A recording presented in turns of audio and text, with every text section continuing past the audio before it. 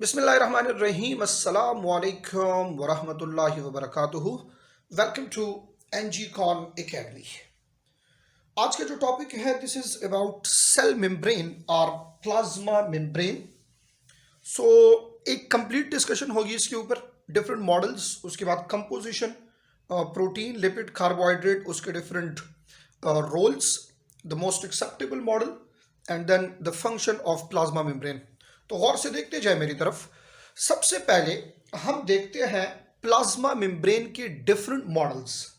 Start से development हो रही है और एक एक करके डिफरेंट साइंटिस्ट ने डिफरेंट मॉडल्स प्रपोज किए हैं, जिसमें से एंड पे 1972 में मोस्ट एक्सेप्टेबल मॉडल जो है ये आया है। द वेरी फर्स्ट वन, जो सबसे पहला मॉडल प्रपोज हुआ था, यहां पे पहली चीज हम लिख लेते हैं डिफरेंट मॉडल्स। और ये डिफरेंट मॉडल्स जो प्रपोज हुए हैं, ये वक्तन बवक्तन इसकी साथ साथ डेवलपमेंट हो रही है। So the very first model, सबसे पहला मॉडल जो है ये 1925 में प्रपोज हुआ। 1925 में जो पहला मॉडल था वो कौन सा मॉडल था और किसने प्रपोज किया? 1925 में साइंटिस्ट जो है ये है गॉर्टर एंड ग्रेंडल।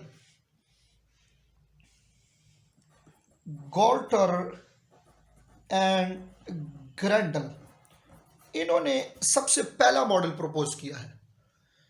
अच्छा, इस मॉडल में किस चीज का जिक्र हुआ है, कौन सी चीजों को इन्होंने एक्सप्लेन किया है? तो इन्होंने सिर्फ और सिर्फ इसमें लिपिड बाइलेयर का जिक्र किया है।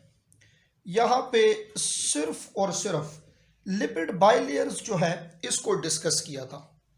तो जो ये कंप्लीट मॉडल नहीं था, स्टार्ट में ये मॉडल प्रपोज हुआ। देन इसके बाद, इससे ठीक 10 साल बाद 1935 में एक सेकंड मॉडल आया। और ये सेकंड मॉडल जो है ये किसने प्रपोज किया था? तो second model was proposed by Daniel and Davson. अच्छा, इस मॉडल में इन्होंने क्या एक्सप्लेन किया, अब देखते जाए। पहले जो मॉडल है उसमें लिपिड बाइलेयर को एक्सप्लेन किया गया, फिर साथ साथ डेवलपमेंट हो रही है। कैसे डेवलपमेंट हो रही है? यानी इसी मॉडल को उठा के 1935 में इन्होंने जो मॉडल दिया, इसमें दो चीजें थी। एक, इन्होंने एक्सप्लेन किया लिपिड बाइलेयर एंड इसके साथ प्रोटीन। यानी पहले मॉडल में सिर्फ लिपिड बाइलेयर था, सेकंड मॉडल में लिपिड बाइलेयर भी आ गया और प्रोटीन का भी जिक्र हुआ। देन थर्ड मॉडल, जो थर्ड मॉडल प्रपोज हुआ है वो कौन सा मॉडल है और किसने प्रपोज किया है?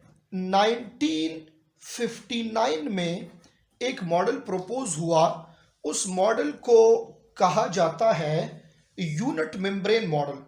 और किसने प्रपोज किया? रॉबर्टसन ने। रॉबर्टसन ने यह मॉडल प्रपोज किया। और इस मॉडल में किस चीज का जिक्र है? इसको असल में कहा जाता है unit membrane. Unit membrane model, इसमें और जो रिसेंट हमारे पास मॉडल है इसमें फर्क है। भाई गौर से मेरी बात सुने। According to unit membrane model, जो लिपिड बाइलेयर है उसके अंदर ये प्रोटीन फिक्स है। According to Robertson unit membrane model, जो लिपिड बाइलेयर है उसमें ये प्रोटीन्स क्या है? ये फिक्स है। ठीक है। फिर ऐसे हुआ कि 1972 में एक और मॉडल प्रपोज हुआ, जिसको प्रपोज किया था सिंगर एंड निकोलसन ने। सिंगर एंड निकोलसन ने इसको प्रपोज किया। और ये मॉडल जो है इसको कहा जाता है fluid mosaic model. Fluid mosaic model. अब जरा गौर से देखिए मेरी तरफ, दिस इज क्रोनोलॉजिकल डेवलपमेंट। कैसे डेवलपमेंट है ये? सबसे पहले मॉडल में आप देखें तो 1925 में लिपिड बाइलेयर को इन्होंने एक्सप्लेन किया कि ये सिर्फ लिपिड्स है। 1935 में क्या डेवलपमेंट हुई? उन्होंने प्रोटीन इन्वेंट किए साथ। फिर 1959 में रॉबर्टसन ने क्या किया? उसने कहा कि ये लिपिड के इर्द गिर्द लिपिड है और दरमियान में ये प्रोटीन जो है ये फिक्स है, लाइक अ सैंडविच। एंड 1972 में फिर सिंगर एंड निकोलसन ने एक मॉडल दिया जिसको कहा जाता है फ्लूइड मोज़ेक मॉडल। अब याद रखें कि ये जो फ्लूइड मोज़ेक मॉडल है हमारे पास, यहाँ पे जो आज हम सेल मेम्ब्रेन पढ़ेंगे ये फ्लूइड मोज़ेक मॉडल के मुताबिक है। और मैं लिख देता हूँ एमसीक्यूज के लिए कि this is the most acceptable model. Most acceptable model, in 4 models में से ये सबसे एक्सेप्टेबल मॉडल था जनाब। अब देखिए according to fluid mosaic model, cell membrane को या प्लाज्मा मेम्ब्रेन को हम कैसे डिफाइन करेंगे? गौर करें इस बात की तरफ। According to fluid mosaic model, ये जो प्लाज्मा मेम्ब्रेन है या cell membrane, this is a sea of lipid. गौर करते जाएं इसकी तरफ। Cell membrane is a sea of lipids, और क्या हो रहा है उसमें? In which proteins are floating. Now look at the difference between Robertson model and Singer and Nicholson model. Robertson के यूनिट मेम्ब्रेन मॉडल में इसने कहा कि ये लिपिड्स के दरमियान ये प्रोटीन क्या होंगे? फिक्स होंगे। But according to fluid mosaic model, ये प्रोटीन्स इसमें क्या कर रहे हैं? फ्लोट कर रहे हैं। क्लियर है? प्रोटीन जो है ये फ्लोट करेंगे इसमें। अब डायग्राम से ये चीज़ आपको और क्लियर हो जाएगी। उससे पहले जब हम फ्लूइड मोज़ेक मॉडल ड्रा करें, इससे पहले आपने यहाँ इसकी कंपोजिशन देख लेनी है कि according to fluid mosaic model cell membrane के अंदर कौन कौन सी चीज़ें कितनी कितनी परसेंटेज में मौजूद है। गौर करें। नंबर 1, सबसे पहली चीज़ इसमें मौजूद है हमारे पास लिपिड्स। लिपिड्स की जो परसेंटेज है ये है 20 to 40%। फिर आ जाए इसमें मौजूद है प्रोटीन्स, तो प्रोटीन्स की जो परसेंटेज है वो है 40 to 60%। फिर आ जाए इसमें ये प्रोटीन्स जो है ये 60 to 80%। ठीक है, प्रोटीन्स 60 to 80%। इसके बाद इसमें मौजूद है कार्बोहाइड्रेट्स, तो कार्बोहाइड्रेट नेग्लिजिबल 2 to 3%। ये इसकी मैक्सिमम परसेंटेज, आपके बुक में परसेंटेज मौजूद नहीं है। ठीक है, इसके साथ साथ कुछ और भी छोटी छोटी चीज़ें जो है इसके अंदर मौजूद है। जिस तरह के आप ले लें, इसमें एक कोलेस्ट्रोल इसके ऊपर जो है ये मौजूद है। 2 तरह के डिफरेंट प्रोटीन्स है, इंट्रिंसिक एक्सट्रिंसिक वगैरह, इसके ऊपर बात करेंगे। अब जरा गौर से मेरी तरफ देखें, सेल मेम्ब्रेन कौन कौन से सेल्स में मौजूद होगा? सेल मेम्ब्रेन कौन कौन से सेल में मौजूद होगा और कहां मौजूद होगा? प्रेजेंस इसकी कहां होगी? गौर करें। Number 1, in case of animal cell, animals में यह सेल मेम्ब्रेन होगा outer most, the outer most layer is cell membrane. अगर आप प्लांट्स की तरफ आए और प्लांट्स में देखें तो भाई प्लांट्स में जो आपको सेल मेम्ब्रेन मिलेगा वो कहां पे होगा? वो होगा inner to cell wall, inner to cell wall. तीसरी बात, क्या ये सेल मेम्ब्रेन प्रोकैरियोट में होगा या नहीं? तो याद रखें कि प्रोकैरियोट्स में सेल मेम्ब्रेन प्रेजेंट होता है। कहां पे प्रेजेंट होगा? जिस बैक्टीरिया में सपोज सेल वॉल है तो उसमें beneath the cell wall inner to cell wall होगा। जिसमें सेल वॉल नहीं है, लाइक माइकोप्लाज्मा, उसमें वो आउटर मोस्ट होगा। क्लियर हो गई ये बात? तो सेल मेम्ब्रेन भाई ये हर एक सेल में प्रेजेंट है। प्रोकैरियोटिक में भी है, यूकैरियोटिक में भी है, प्लांट्स में भी है, एनिमल्स में भी है, फंजाई में भी है। इन सब में जो है सेल मेम्ब्रेन हमारे पास ये मौजूद होगा। क्लियर हो गई ये बात। अब हमने जो बात करनी है, जिस मॉडल को डिस्कस करेंगे वो है फ्लूइड मोज़ेक मॉडल, जिसकी डेफिनेशन यहाँ पे मैं लिख चुका हूँ कि according to fluid mosaic model cell membrane is a sea of lipid in which proteins are floating. Intrinsic protein, extrinsic protein और कार्बोहाइड्रेट ये कहाँ पे है। अच्छा, ये याद रखें कि इसके अंदर ये जो मॉलिक्यूल्स हैं प्रोटीन, लिपिड, कार्बोहाइड्रेट, ये कौन से फॉर्म में होते हैं भाई? ये कंजुगेटेड फॉर्म में होते हैं। इधर देखिए गौर से, कंजुगेटेड फॉर्म में। लाइक फॉर एग्जांपल, अगर आप सबसे पहली बात तो आप लिपिड्स की अगर करते हैं तो ये लिपिड्स, इसमें फॉस्फोलिपिड है। कौन सा लिपिड है? फॉस्फोलिपिड है, क्योंकि लिपिड्स की टाइप्स आपने देखी है ना, उसमें से ये फॉस्फोलिपिड है। फिर ये मॉलिक्यूल कंजुगेटेड मॉलिक्यूल के फॉर्म में है। लाइक फॉर एग्जांपल आप इसमें देखें तो ग्लाइको प्रोटीन है, प्रोटीन और कार्बोहाइड्रेट। आप देखिए तो इसमें ग्लाइको लिपिड के फॉर्म में है, लिपिड्स और carbohydrate. Lipoprotein, protein and lipid, ये सारी चीजें इस तरह कंजुगेटेड मॉलिक्यूल के फॉर्म में मौजूद होती हैं।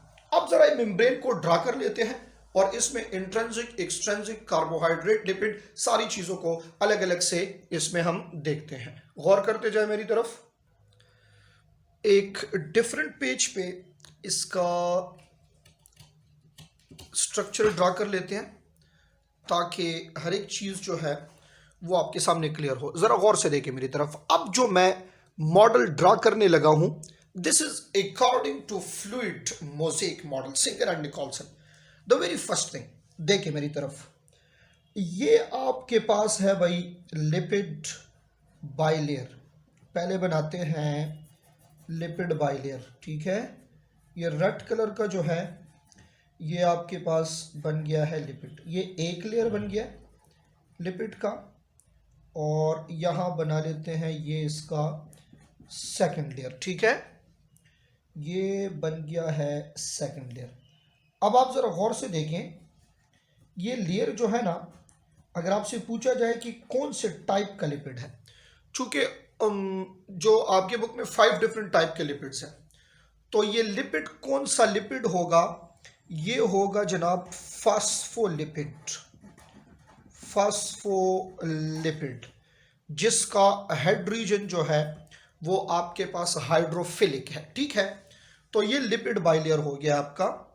ये एक लेयर फास्फोलिपिड का, ये दूसरा लेयर फास्फोलिपिड का। तो मैं लिख लेता हूं फास्फोलिपिड बाइलेयर। आराम आराम से एक एक चीज को समझे, ठीक है, ताकि आप इसको सीख सकें। अब इसमें प्रोटीन्स कहाँ है? तो 2 जगहों पे मैं प्रोटीन ड्रा करूंगा। उससे पहले आपको ये समझना होगा कि ये इनसाइड है, यानी इस साइड पे साइटोप्लाज्म है, ठीक है। इस साइड पे साइटोप्लाज्म है, और ये इस सेल का क्या है? ये आउटसाइड है, ताकि आपको फिर ये पता चल सके कि ये जो एक्सट्रिंसिक प्रोटीन का हम जिक्र करते हैं, पेरिफेरल प्रोटीन या मेम्ब्रेन प्रोटीन, ये कौन सा प्रोटीन है, ताकि इसको का अंदाजा आपको फिर हो सके। गौर से, एक प्रोटीन जो है जनाब वो इस लिपिड का जो लेयर है ना, इसके दरमियान में होगा। एक प्रोटीन इसके दरमियान में होगा। कैसे? जरा मैं इसको और थोड़ा सा चेंज करके ड्रा करूं ताकि आपको ये समझ आ जाए। गौर से देखें, ये आपके पास लिपिड्स ही है, ठीक है, लिपिड बाइलेयर है ना। अब इसमें हमने एक्सट्रिंसिक और इंट्रिंसिक को ज़रा अलग करके ड्रा करना है ताकि कन्फ्यूजन बिल्कुल ना हो और आप मॉडल को समझ सकें और पेपर में आप आसानी से लिख सकें। देखें, एक प्रोटीन मैं ड्रा कर रहा हूं इधर। ये देखें, ये जो प्रोटीन है ना, ये एक्सट्रिंसिक प्रोटीन है। कौन से प्रोटीन है? सॉरी, इंट्रिंसिक प्रोटीन है। ये वाला प्रोटीन जो मैंने ड्रा किया है ये इंट्रिंसिक प्रोटीन है। तो मैं लिख रहा हूं कि ये इंट्रिंसिक प्रोटीन जो है ना, इंट्रिंसिक, ये इस लिपिड बाइलेयर के दरमियान में मौजूद है। इंट्रिंसिक, इंट्रिंसिक, और this is also called integral protein. तो इस तरह ये इंटीग्रल प्रोटीन यहां पे आपके पास ये मौजूद है।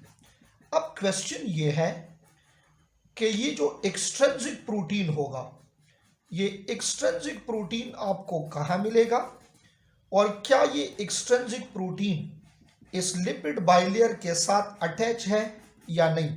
ये चीज़ें सीखना इंतहाई इंपॉर्टेंट है ताकि कंसेप्ट बिल्कुल क्लियर हो। गौर करें, ये हो गया इंट्रिंसिक। फंक्शंस की बात बाद में करेंगे भाई, बिल्कुल आपने फोकस इस वक्त स्ट्रक्चर पे रखना है। फंक्शंस की बात बाद में करेंगे, लिपिड का क्या फंक्शन, प्रोटीन का क्या फंक्शन, इंट्रिंसिक का क्या फंक्शन, एक्सट्रिंसिक का क्या फंक्शन, कार्बोहाइड्रेट का क्या फंक्शन, ये सारी चीजें बाद में। एक प्रोटीन मैं इधर ड्रा कर रहा हूं, वो प्रोटीन असल में इस प्रोटीन के साथ अटैच है। ये प्रोटीन जो है ना, ये वाला, ये इस प्रोटीन के साथ अटैच है, not carbohydrate, and this is now called extrinsic. तो आप ये याद रखें कि एक्सट्रिंसिक सेल मेम्ब्रेन के एक साइड पे है, this is present on one side, और वो कौन सा साइड है, वो इनर सरफेस है। क्या है वो, सरफेस है। तो एक्सट्रिंसिक सरफेस प्रोटीन है और जो इंट्रिंसिक है वो इस लिपिड बाइलेयर के दरमियान में पड़ा है। क्लियर हो रही है बात। अब देखिए तो कार्बोहाइड्रेट्स जो है ये कहां पे होंगे। आपने भाई इस वक्त तीन चीजें देख ली हैं, लिपिड बाइलेयर, एक्सट्रिंसिक प्रोटीन और इंट्रिंसिक प्रोटीन। अब जो कार्बोहाइड्रेट है ना, वो आपको दो जगहों पे मिलेंगे। कार्बोहाइड्रेट आपको प्रोटीन के साथ अटैच भी मिलेंगे और ये कार्बोहाइड्रेट आपको लिपिड के साथ अटैच भी मिलेंगे। तो गौर करें आप मेरी तरफ, एक जगह पे होगा ग्लाइकोप्रोटीन और दूसरी जगह पे आपको मिलेगा ग्लाइकोलिपिड। कैसे, इधर देखें, स्पेशली हियर, ये जगह इधर कुछ कार्बोहाइड्रेट्स पड़े हैं जो कि लिपिड्स के साथ है। So this molecule is called glycolipid. क्या है ये, ग्लाइकोलिपिड।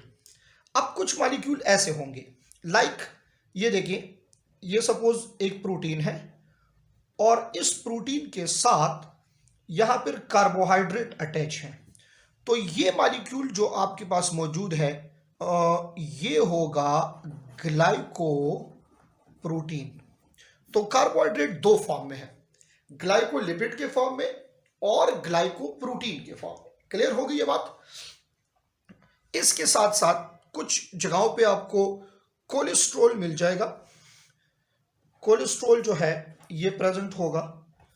ये आपके पास तीन मेन चीजें हैं, हमने तीन चीजों का जिक्र करना है क्योंकि कोलेस्ट्रॉल का जिक्र सिर्फ वो डायग्राम में लिखा है, बाकी उसको एक्सप्लेन नहीं किया गया कि कौन कौन सी चीजें हैं, ये क्या कर रहा है या इसका फंक्शन क्या है। अब आ जाए इसके रोल्स के ऊपर। सबसे पहले जो लिपिड बाइलेयर है, लिपिड बाइलेयर, आपके बुक में एक सेंटेंस लिखा है कि सेल मेम्ब्रेन फंक्शनली डाइवर्स है, बहुत सारे फंक्शंस हैं इसके, ठीक है। तो हम वन बाय वन इसका जिक्र करते हैं। सबसे पहले हो गया जनाब लिपिड। तो जो आपके पास लिपिड है मेम्ब्रेन, कौन सा लिपिड, फास्फोलिपिड जो है, ये परमिएबिलिटी के लिए है। कौन सी परमिएबिलिटी होगी भाई, इसकी वजह से, लिपिड की वजह से जो सेल मेम्ब्रेन है वो होगा आपके पास डिफरेंशियली परमिएबल। सेल मेम्ब्रेन इस लिपिड की वजह से होगा डिफरेंशियली परमिएबल। क्या मतलब है इसका, अब आपको इस डायग्राम की तरफ देखना होगा, गौर करें मेरी तरफ।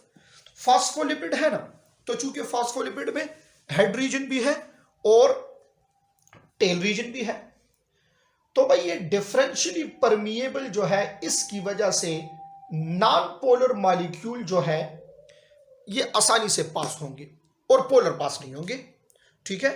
तो लिपिड्स की वजह से नॉन पोलर मॉलिक्यूल जो है ये पास होते हैं, इसलिए मैं यहां पे लिख लेता हूं, this is responsible to pass the non polar molecules. Clear हो गई ये बात। अब आ जाए प्रोटीन्स की तरफ। एक होगा इसमें मेम्ब्रेन प्रोटीन, जो हमने जिक्र किया है ना एक्सट्रिंसिक का, मेम्ब्रेन प्रोटीन। तो आप ये देखिए कि इस मेम्ब्रेन प्रोटीन का काम यहां पे क्या है। This membrane protein is responsible to make it selectively permeable, इसकी वजह से सेल मेम्ब्रेन सेलेक्टिवली परमिएबल हो। भाई सेलेक्टिव परमिएबिलिटी क्या है? सेलेक्टिव परमिएबिलिटी जो है it depends on internal concentration. Internal concentration क्या मतलब है इसका, जरा गौर से देखें। सपोज करें ये इनसाइड है ना, दिस रीजन इज इनसाइड, ऐसे ये इनसाइड है, ये आउटसाइड है। इस आउटसाइड पे बहुत सारे मॉलिक्यूल्स प्रेजेंट हैं, बट ये इनसाइड, चले इसको मैं यहां पे ड्रा कर लेता हूं ताकि आपको आसानी से समझ आ जाए। छोटा सा ड्रा कर लेते हैं कंसेप्ट क्लियर करने के लिए। ये आपके पास एक सेल है, इस सेल के अंदर इस रेड मॉलिक्यूल्स की कंसंट्रेशन सपोज ये 6 मैक्सिमम है। अब इस सेल के बाहर रेड बहुत ज्यादा है, हम तो कहते हैं from higher concentration to lower concentration होगा, बट इस वक्त क्या होगा and what is the role of protein and what is selective permeability. भाई सेलेक्टिव परमिएबिलिटी क्या है? अगर इंटरनल 100% सेचुरेटेड है, इंटरनल 100% कंप्लीट है, तो बाहर से ये चीजें इंटर नहीं हो सकती। अगर इन 6 में से मैं 2-3 बाहर निकाल लूं तो फिर तो ये 100% सेचुरेटेड नहीं है ना, तो बाहर से फिर एंट्रेंस होगी, बट बहुत ज्यादा की एंट्रेंस नहीं होगी, सिर्फ अंदर जितनी नीडेड है उसकी क्या होगी, उसकी एंट्रेंस होगी यहां पे आसानी से। तो भाई selective permeability mean it depend upon internal concentration. अगर इंटरनल में कम है तो ये इंटर हो सकता है, और अगर नहीं है कम तो इंटर नहीं हो सकता। इट मींस के इंटरनल कंसंट्रेशन अगर पूरी है तो cell membrane will act as impermeable, and if internal concentration पूरी नहीं है, जगह है, that will act as permeable, and this is the role of what membrane protein, जो आपके पास एक्सट्रिंसिक प्रोटीन है। क्लियर हो गई ये बात? चले जी, दूसरा प्रोटीन जो हम कहते हैं इंट्रिंसिक या integral protein.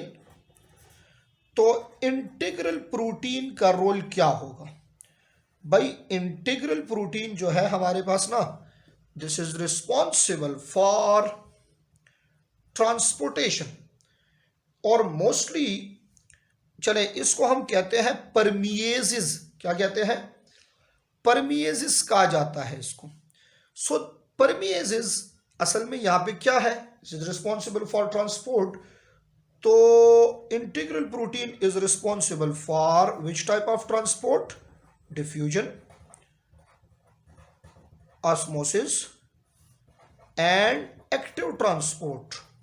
Now what is active transport? जिसको पता नहीं है वो सुन ले। एक्टिव ट्रांसपोर्ट वो होता है जिस ट्रांसपोर्ट में एक्सपेंडिचर ऑफ एनर्जी होती है। एक्टिव ट्रांसपोर्ट वो ट्रांसपोर्ट है जिसमें एनर्जी क्या होती है? यूज होती है। तो इंटीग्रल प्रोटीन और परमिएज जो है ये आपके पास क्या है? Responsible for diffusion, osmosis and active transport of ionic materials. Clear हो गई ये बात? कौन सी चीज रह गई है? मेम्ब्रेन कार्बोहाइड्रेट रह गए हैं। मेम्ब्रेन कार्बोहाइड्रेट जो है ये क्या करते हैं जनाब? ये दो काम कर रहे हैं। Membrane carbohydrate they are responsible for, they act as receptor site. सबसे पहले तो they act as receptor site. अब रिसेप्टर साइट किन चीजों के लिए, कौन सी चीजों को ये रिसीव करेगा? तो the most important one, they are responsible to receive change in hormones, that is why they are called HRS, hormone receptor site. They are also responsible to receive nerve impulse. जिस तरीके से मैं लिख रहा हूं, अगर कोई उसको इसी तरीके से फॉलो करे और याद करे इसी फ्लो शीट को, तो फिर आपके लिए बहुत आसान होगा। नर्व इम्पल्स को ये रिसीव कर रहा है।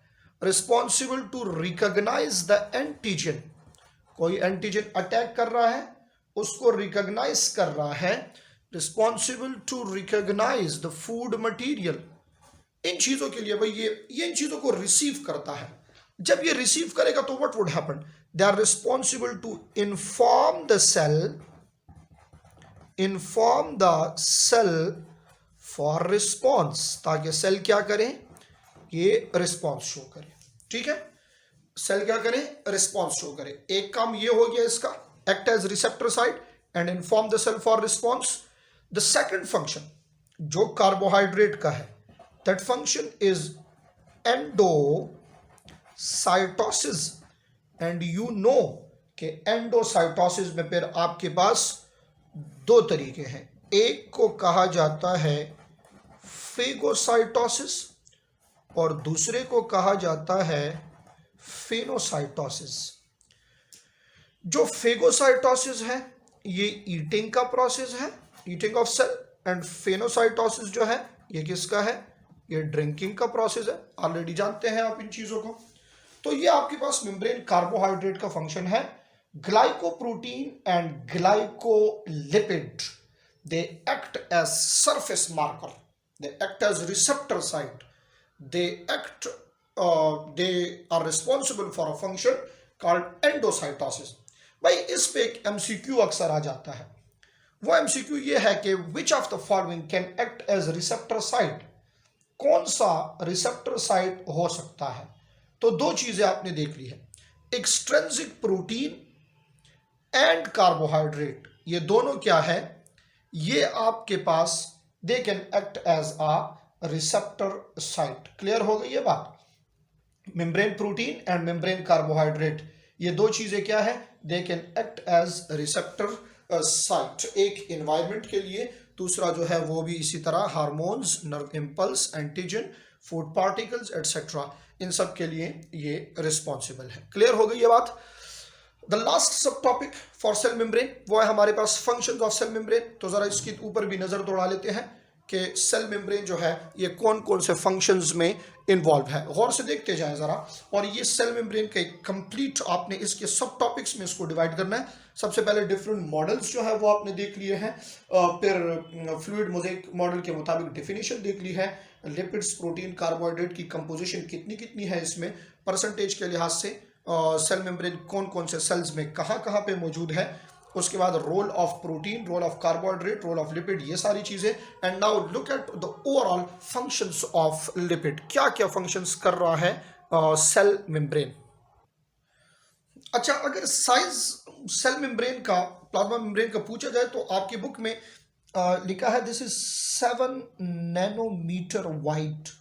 ठीक है, तो ये आपने याद रखना, ये चीजें अक्सर एमसीक्यूज में पूछी जाती है। Now look at the functions of plasma membrane. अब जो है फंक्शंस इसके क्या क्या है, क्या फंक्शंस ही कर सकता है, जरा गौर करें मेरी बातों की तरफ। The very first important thing, cell membrane जो है ना, ये इसमें आपके पास हाइड्रोफिलिक रीजन है, हाइड्रोफोबिक रीजन भी है कुछ। जो आपके पास इस सेल मेम्ब्रेन में लिपिड्स है, वो लिपिड्स असल में यहां पे एक बैरियर है। गौर से देखें मेरी तरफ, सपोज करें कि ये आपके पास यहां सेल मेम्ब्रेन है ना, और यहां पे ये साइटोप्लाज्म है, तो उसके साइटोसोल में वाटर होगा ना। तो असल में इस सेल मेम्ब्रेन का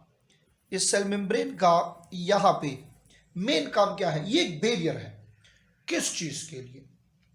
this is a barrier to the movement of molecules, water, glucose, amino acids etcetera.